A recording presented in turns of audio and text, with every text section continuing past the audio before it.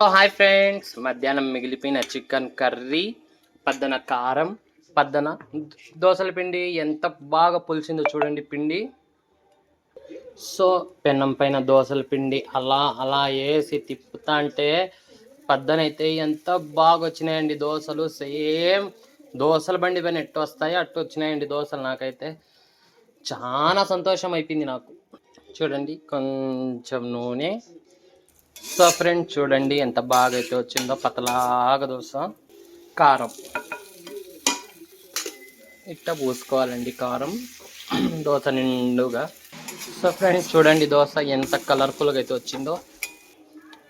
Chicken curry dosa మా పిల్లోడికి అయితే వేస్తానండి ఫస్ట్ దోశ. నిజమండి దోశ ఎంత బాగా వచ్చిందో. సో చూడండి దోశ. Bye bye.